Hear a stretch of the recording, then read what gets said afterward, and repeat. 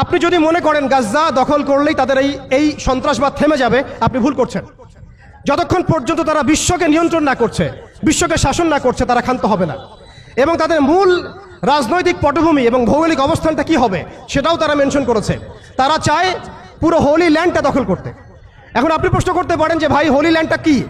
উত্তর হচ্ছে, হোলি ল্যান্ড হচ্ছে সেই জায়গা ইরাকের ইউফ্রেটিস নদী থেকে শুরু করে মিশরের নীল নদ পর্যন্ত।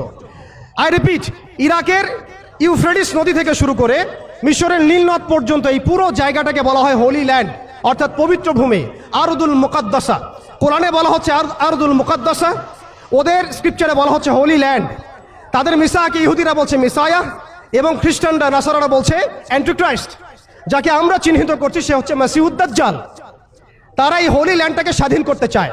তারা মিশরের নীল নদ থেকে শুরু করে ইরাকের ইউফ্রেটিস পর্যন্ত পুরো জায়গাটাই দখল করতে চায়। আপনারা যদি মনে করেন গাজা দখল করার পর তাদের এই হামলা থেমে যাবে, আপনি ভুল করছেন। তারা ততক্ষণ পর্যন্ত ক্ষান্ত হবে না যতক্ষণ পর্যন্ত তারা হোলি ল্যান্ডটা দখল না করছে।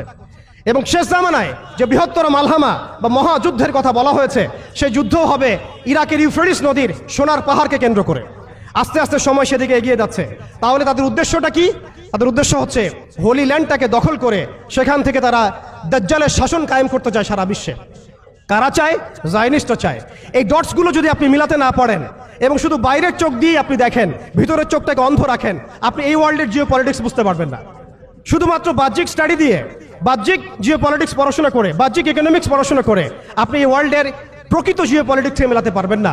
অর্থাৎ সামনে আসছে দাজ্জালের শাসন, যেটা নবী সাল্লাল্লাহু আলাইহি ওয়াসাল্লাম ইরশাদ করেছেন যে মাসিহুদ দাজ্জাল এই ইহুদিদেরকে নিয়েই এই বিশ্বকে শাসন করবে 40 দিন। কতদিন? 40 দিন। এবং তার প্রথম দিনটা হচ্ছে 1 বছরের সমান, দ্বিতীয় দিনটা হবে 1 মাসের সমান, এবং তৃতীয় দিনটা হবে 1 সপ্তাহের সমান। বাকি দিনগুলো হবে আমাদের দিনের মতোই। এই কথাটা আমাদের প্রিয় নবী মুহাম্মদুর রাসূলুল্লাহ সাল্লাল্লাহু আলাইহি ওয়াসাল্লাম তার পবিত্র জবানে বলে গিয়েছেন বিধায় বিশ্ব এদিকে এগিয়ে যাচ্ছে। এরপরে কি হবে সেটাও প্রিয় নবী সাল্লাল্লাহু আলাইহি ওয়াসাল্লাম আমাদেরকে জানিয়ে গিয়েছেন। এইটা আমাদের আসার জায়গা।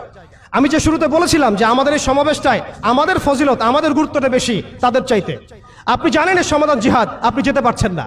আপনি জানেন তার সমাধান হচ্ছে সামরিক আগ্রাসন, আপনি চালাতে পারবেন না।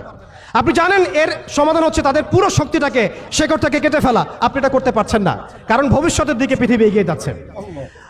এরপরের কথা আছে, নবী করিম সাল্লাল্লাহু আলাইহি ওয়াসাল্লাম বলেছেন এই দাজ্জালের শাসন চিরস্থায়ী হবে না। এটাই হচ্ছে আমাদের আসার জায়গা, এবং তরুণ প্রজন্মকে এটাই আমরা শেখাতে চাই, জানাতে চাই। এই দাজ্জালের শাসনটা চিরস্থায়ী হবে না। নবী সাল্লাল্লাহু আলাইহি ওয়াসাল্লাম বলেছেন দাজ্জাল এবং তার অনুসারীরা যখন বিশ্বকে শাসন করার দিকে এগিয়ে যাবে, আল্লাহ রাব্বুল আলামিন তাওহীদপন্থীদের এই কালিমার পতাকার কাফেলা গঠন করবেন ইনশাআল্লাহ। এবং এই কাফেলার মধ্যেই থাকবে ইমামুল মাহদি ইনশাআল্লাহ আযজা ওয়া জাল।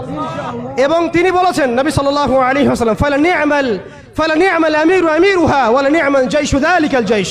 কতই না উত্তম হবেন সেই আমির এবং কতই না উত্তম হবেন সেই সেনাবাহিনী।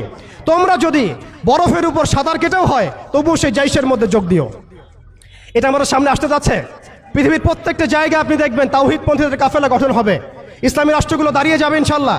আপনি দেখেন সিরিয়া পরিবর্তন হচ্ছে, আপনি দেখেন আফ্রিকা পরিবর্তন হচ্ছে, আপনি দেখেন বাংলাদেশ পরিবর্তন হচ্ছে, আপনি দেখেন প্রজন্মের চোখের মধ্যে তাওহীদের ক্ষুধা, আপনি দেখেন প্রজন্মের চোখ জলজল করছে, তারা ইমানের দিকে আসছে, আমলের দিকে আসছে, ইসলামের দিকে আসছে।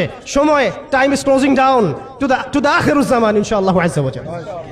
এখন কথা হচ্ছে ইমামুল মাহদির বাহিনী এই দাজ্জালের বাহিনীর সাথে যুদ্ধ করতেই থাকবে, করতেই থাকবে, করতেই থাকবে, কিন্তু শেষ পর্যন্ত ইমামুল মাহদির হাতে দাজ্জালের মৃত্যু লেখা হবে না।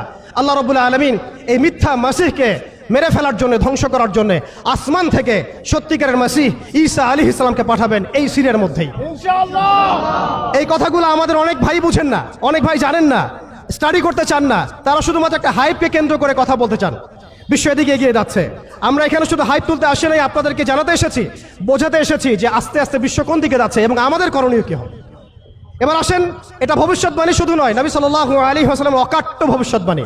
তিনি বলেছেন ঈসা আলাইহিস সালামের হাতে যেই ফিলিস্তিনে আজকে মাজলুম বোনদেরকে শহীদ করা হচ্ছে, বাচ্চাদের মাথার খুলি উড়িয়ে দেওয়া হচ্ছে, আমাদের ভাইদেরকে জীবন্ত পুড়িয়ে মারা হচ্ছে, ওই ফিলিস্তিনের, লিখে রাখেন আপনারা, মিডিয়া দিয়ে প্রচার করে দিয়েন, এই ফিলিস্তিনের বাবে লুদ নামক জায়গায় তাদের মিসায়া, তথা কথিত মিসায়া মাসিহুদ দাজ্জালকে ঈসা আলাইহিস সালাম হত্যা করবেন ইনশাআল্লাহ।